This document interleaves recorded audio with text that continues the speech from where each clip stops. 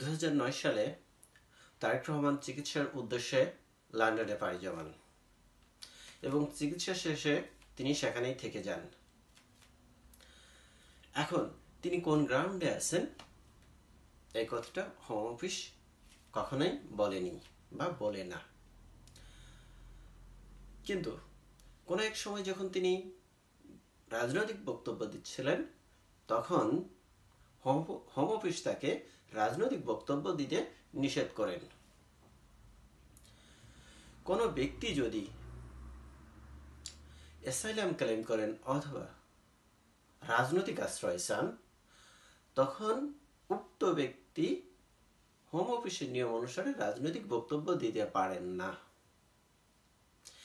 এতে করে প্রতীয়মান হয় যে তিনি রাজনৈতিক আশ্রয়ে ছিলেন এবং কোন ব্যক্তি যদি লিগ্যাল ওয়েতে 10 বছর ব্রিটেনে থাকেন তাহলে ওই দেশের পাসপোর্ট তিনি ক্লেম করতে পারেন।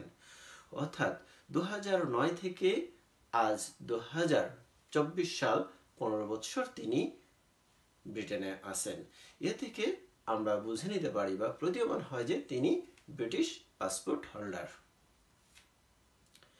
এখন কেন এই প্রসঙ্গটা আজ আসলো? সাংবিধানিকভাবে অর্থাৎ সংবিধানের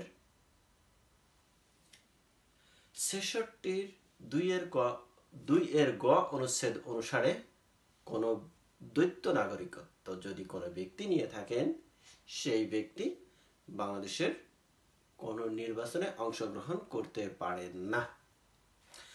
যেহেতু সামনে নির্বাচন আসছে এবং চারিদিক থেকে শোনা যাচ্ছে তারেক রহমান সাহেব দেশে যাচ্ছেন, অর্থাৎ তিনি দেশে গিয়ে নির্বাচন করলেও করতে পারেন বা করার সমূহ সম্ভাবনা আছে। এছাড়াও মিস্টার সজীব ওয়াজেদ জয় আছেন আমেরিকায়, তিনিও আমেরিকান পাসপোর্ট হোল্ডার অর্থাৎ দ্বৈত নাগরিকত্ব আছে।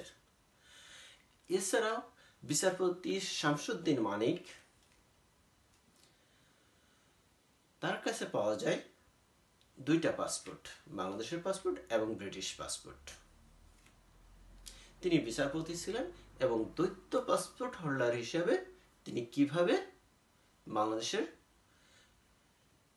বিচারপতি হলেন এটা একটা গুরুত্বপূর্ণ কোশ্চেন এবং যখন তাকে ধরা হয় তখন এই প্রশ্নটা অনেকের মুখে শোনা যাচ্ছিল।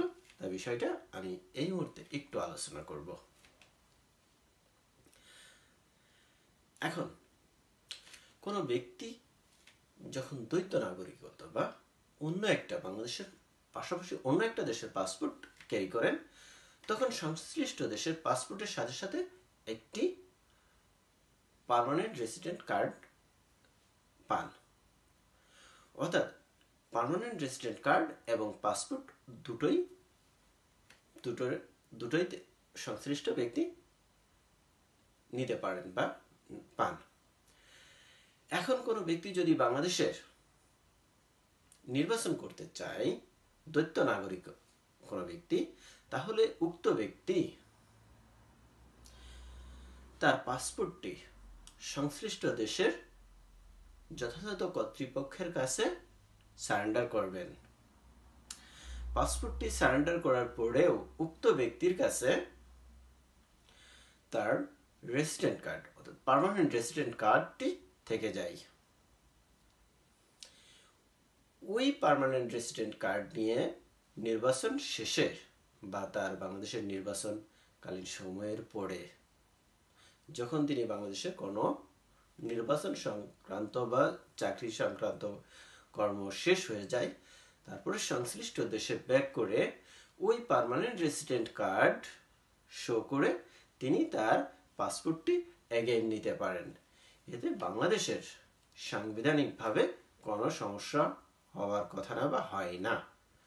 একইভাবে তিনি যে দেশের পাসপোর্ট হোল্ডার ওই দেশেরও নিয়ম অনুসারে কোনো সমস্যা হওয়ার কথা না বা হয় না।